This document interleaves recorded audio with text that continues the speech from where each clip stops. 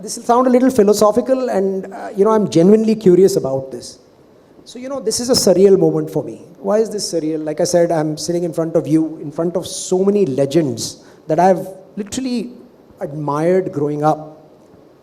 And the question I'm asking myself is, in the introduction through this, you spoke about how the returns have been, 400x, and the market cap is how many zeros. Will we always be in a world where the only definition of success is the market cap?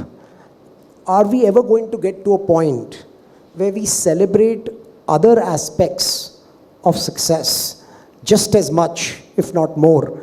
And perhaps, and I ask this not to be cute, but I ask this because I genuinely don't know the answer to this question. And knowing how thoughtful you are, I suspect you might be able to provide some insight. So I'll do my best to answer that. And one thing which I found helpful to do that is to bucket it into financial income and emotional income. And, for most of us, I think financial income, you get to a particular point, and then beyond that, how many, days are you going to spend in a 5-star hotel or whatever else. So I think that saturates fairly quickly. But I think the great thing about emotional income, your ROI on financial income is whatever it's, at the end of it, it's an additional zero. What difference is it going to make? But I think the emotional ROI on some of this stuff. So honestly, if you ask me, the great thing I love about a financial ROI is it allows me to invest in emotional ROI for purely illogical reasons. So, it makes absolutely no sense. This guy is obviously crazy, but he's doing something which I believe in, something which I believe will make this country a better place. And now I have that luxury of being able to say, I don't need to ask anyone for permission except for my wife, which, she's been married too long to me to say no for anything now.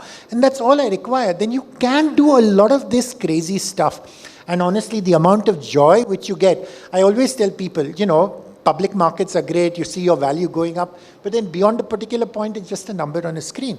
But we run these initiatives, we try to help students get a better life. And when you actually see a student from a low-income society now who's using ChatGPT, who's using AI tutors, who's learning for himself, and then there's still hope for this country. So I think that's really what makes me want to get up in the morning.